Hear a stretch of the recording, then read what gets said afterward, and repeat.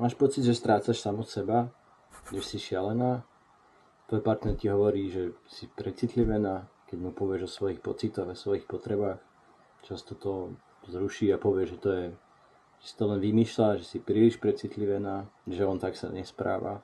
Prípadne, že to, čo ty potrebuješ, nie je dôležité. To nie je pravda.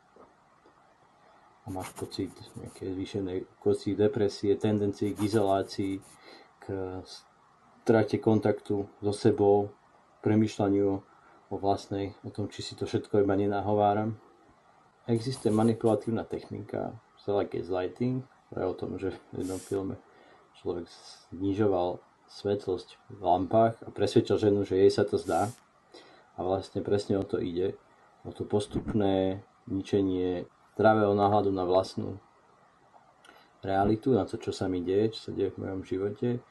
Čo s tým môžeš urobiť? No, možnosť je začať si to zapisovať a overovať, že čo sa naozaj stalo a ako si to naozaj pamätáš. Dobre potom sa s tým manipulátorom ani veľmi nehádať, povedať, že ja si to pamätám inak a o tom sa nechcem baviť, aby sa nemuseli nejak do nejakého ďalšieho kolotoča vymýšľania dostávať.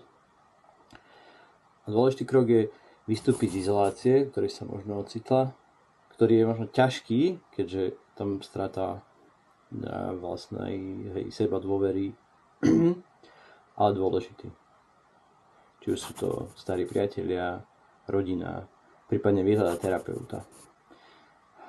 Možno nie si šialená a máš právo na svoju realitu.